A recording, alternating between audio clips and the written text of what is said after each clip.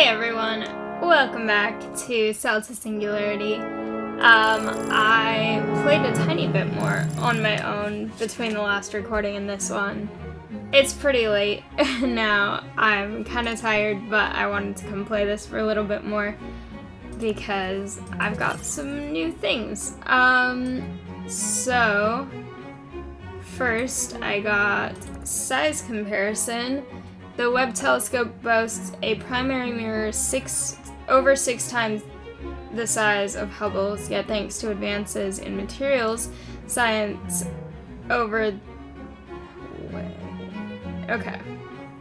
Advances in materials science over the intervening decades, it comes in at only half the mass.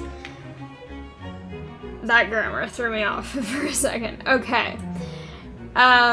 And then I got naming, originally known as the Next Generation Space Telescope. The project was renamed in honor of James E.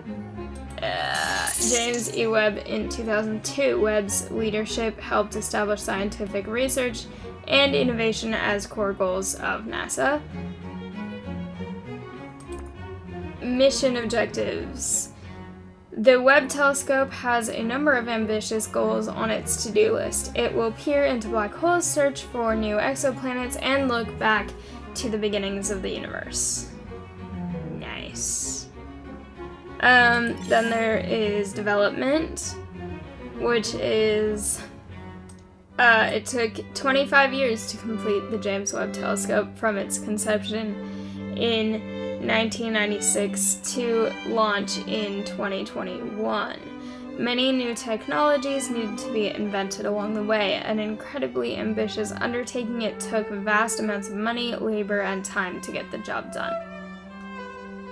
Not surprising, honestly. And then the one that I just got was mission length. Webb's mission is planned for at least 5 years, though it may be able to continue making observations for up to 10 years. It carries enough propellant to last 20 years in orbit, raising hopes for an active retirement. Okay, and then I also got this guy. James Webb Space Telescope, the latest and greatest space telescope, has the goal of photographing parts of the universe previously unseen by human beings. And this also now is what this part looks like, and it's starting to come together much more that this is the space telescope. It's no longer just lots of lines. It's actually got more of a visible shape now. And the thing that I'm kind of curious about is in this list of things coming up is gonna be visual art and big questions or philosophy are coming back. So I wonder if this one's gonna come back again eventually because it's so interesting, and I really wish I could have played it more earlier on to get more things here. But, somehow I'm in the 200s, even though I only started this like 14 hours before it ended. And I don't know how that ranking is this time, but, you know, I'm not complaining. That's pretty cool. I have a lot of things to get here. Okay. Let's see.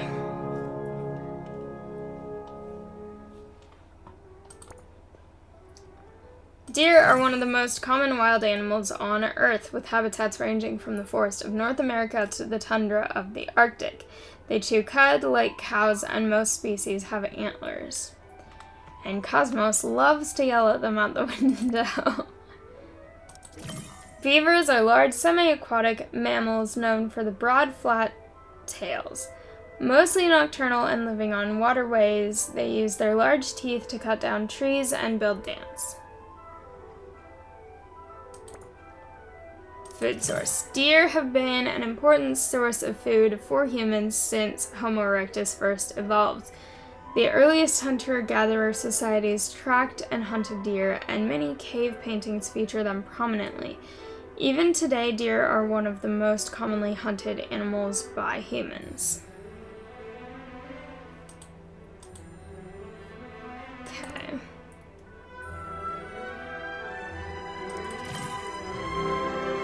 Okay.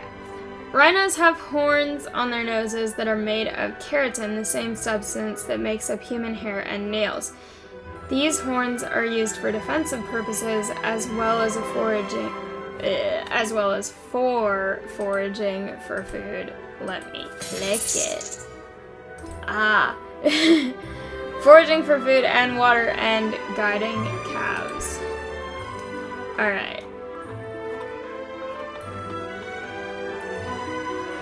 We have read this, we have read this, we have read this, we have read this. Have we read this? Yes, we've read this. We've read this.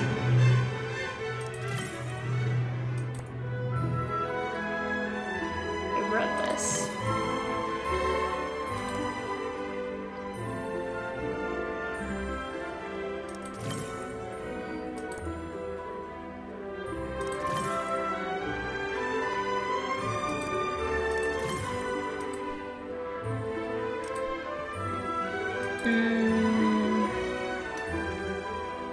We've read this.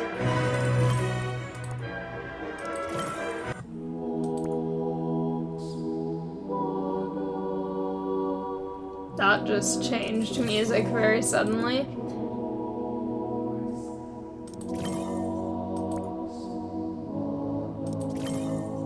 Alright. We have done that part.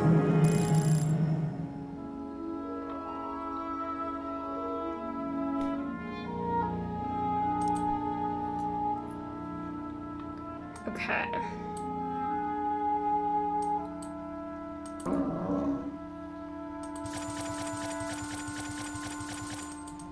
Aw, close.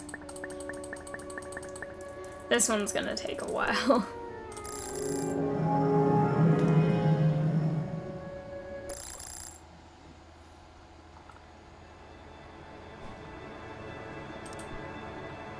Okay. Vesta.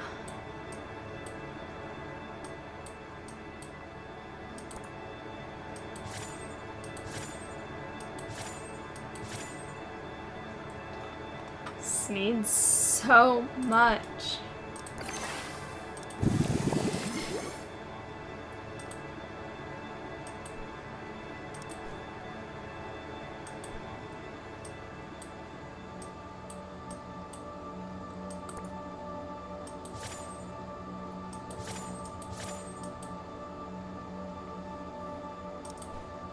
All right.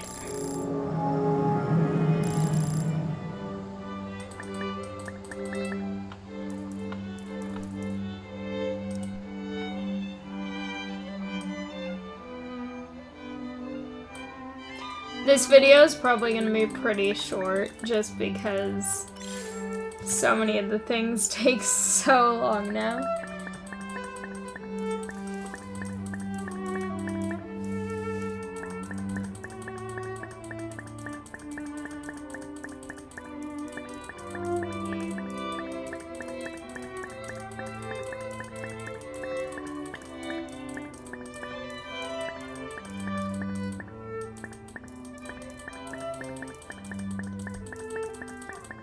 I also am pretty sure I'm not gonna be able to afford these things as much as I want to. Also, all of these aren't even visible yet. I'm hoping this will come back because these other ones are coming back, so.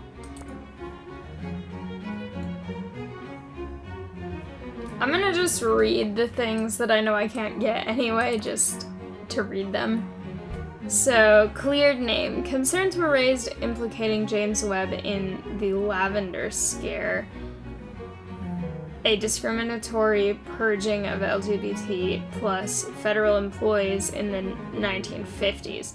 When an investigation turned up no evidence of his direct involvement, NASA chose not to remove his name from the project. Interesting. That sucks that that happened, but it's good, I guess, that he's not involved.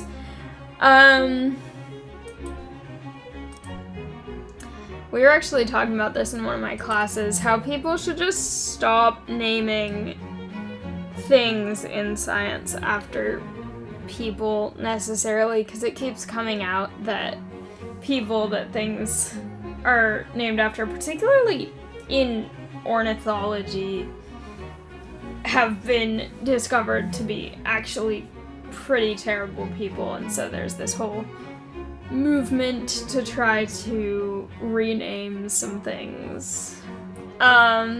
Anyway, black holes. Black holes are one of the great enigmas of the cosmos, and he heard his name. The Webb telescope will turn its gaze on the center of the Milky Way, where the enormous black hole Sagittarius A lies. Astronomers hope that Webb's advanced imaging abilities can begin to reveal its secrets.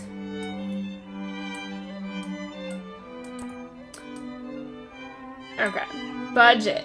Initially budgeted at $1 billion, Webb's final price tag was a whopping $9.7 billion. Rigorous testing requirements and the need to keep it up with advancing technology ticked up the cost over time. Okay, international collaboration. The Webb telescope wasn't created by NASA alone. The European Space Agency and the Canadian Space Agency both contributed funding, equipment, and launch facilities for the mission. Yay, nice collaboration.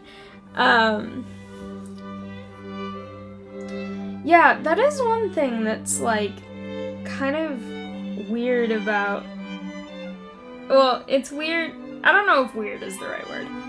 It's, like, it's to be expected, but it is kind of strange with these missions that are costing billions and 25 years of people's time. And I know not all missions like this take that long, but these scientists work so long on these different space exploring instruments and send them up, and then they're just kind of gone after. I mean, this is saying somewhere between 5 and 20-ish years, it sounds like. But it's like, okay, but you spent 25 years working on it, and it's gonna have kind of a short lifespan for that. And then it's just weird to think about, like, how much goes into this and how some of these crafts don't even survive, whether by intention of their space agency or by just things going wrong. Like Rosetta, which was the first rover to land on an asteroid. Her problem was not really intentional. Like, basically, it landed under the, like, ice shelf on the comet, and... Did I say it first to land on an asteroid or comet? Comet is what it was. And because of that, the solar panels couldn't recharge under the ledge, so it worked a little bit, and then it ran out of battery. But, like, Cassini, they intentionally crashed it because it was investigating Saturn, and they didn't want it to land on any place that they think might possibly produce life or be hospitable to life. And so because of that, they didn't want to possibly risk spreading any kind of bacteria or DNA or really anything from Earth onto a place that might have some sort of fragile life of its own right now. And it had kind of run out of what its original mission was and kind of was starting to run down, and so they intentionally crashed it. But it's like, these things get worked on for so long, and like they were saying, this one had to have so many different innovations invented to make it. And then 5 to 20 years, like, that's really cool what it's doing and stuff, but in the scale of things, especially if you're looking at the scale of the universe, like, that's barely even a second for it to be in action. And that's not to say that I don't think that this was a good use of money and or time. It's more just like how fascinating it is that there are just so many of these little things that humans make. They work for a little while, and then they no longer work, and they're just kind of out there in the solar system, or beyond now for some of them. The Voyagers, specifically, are out. I actually think Rosetta might not be in the solar system either. I'm pretty sure that the asteroid it landed on left our solar system again. So, or was leaving. I don't remember the specifics, but I don't think it's staying in our solar system the way stuff that's just going around Earth does. So, yeah, it's so, science is fascinating, like, what people are paid to be able to research and look at versus, like, it's fascinating.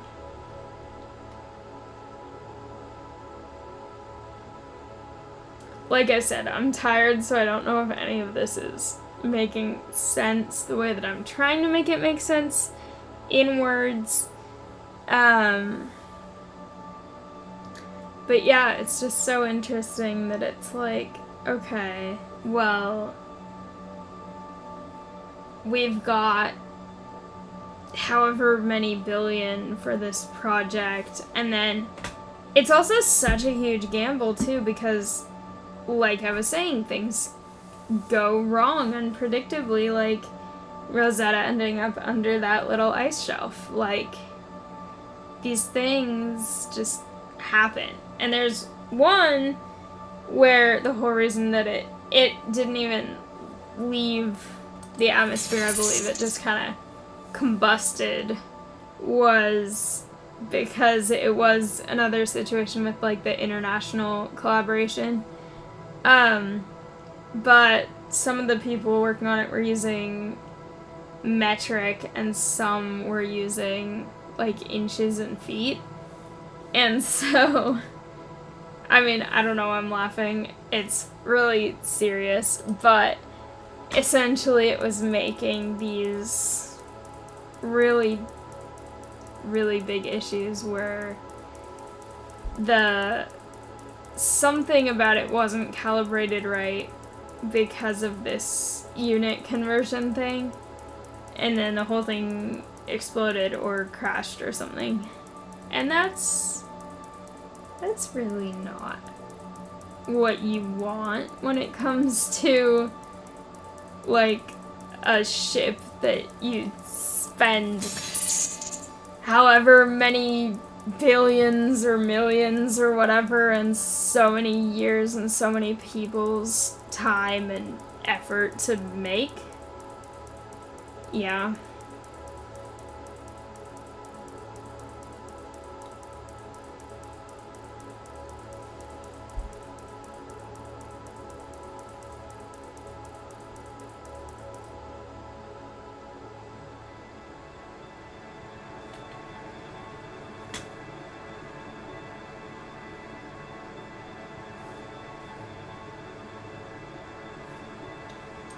This one takes so slow now. I'm just watching, like, these two compared to Enceladus, and it's amusing me.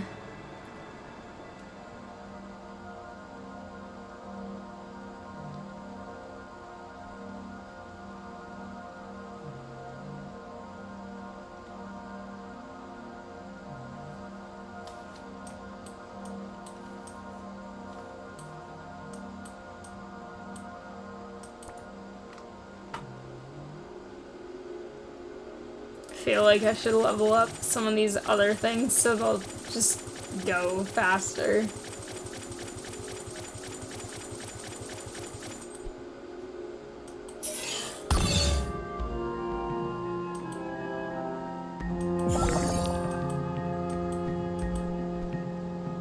Alright.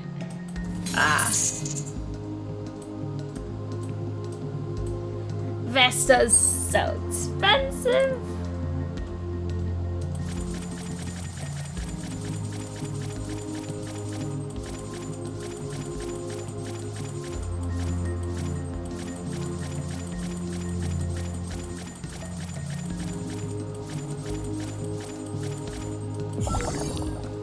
Alright. Ah, yes.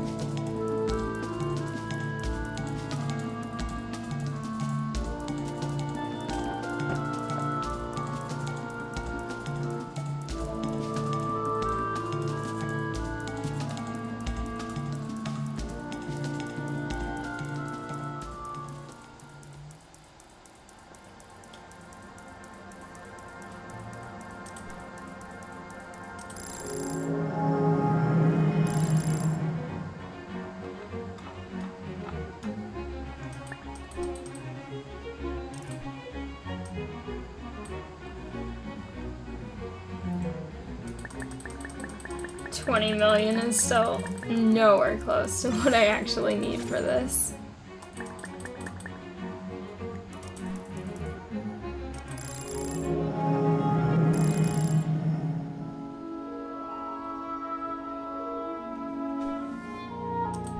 Alright. Let's see.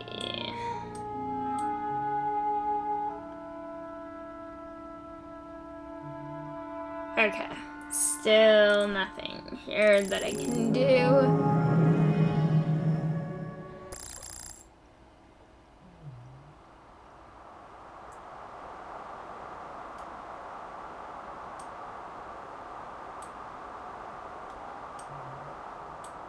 Ooh. I can do that. Which is nice for this far out. And I'm about to get more dark matter, so that's good.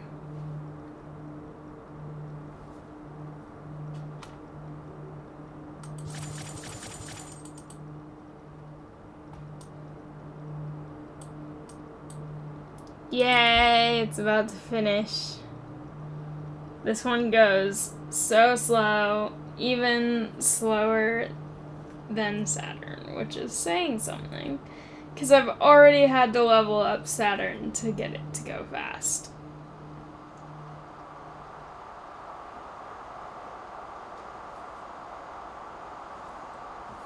Alright.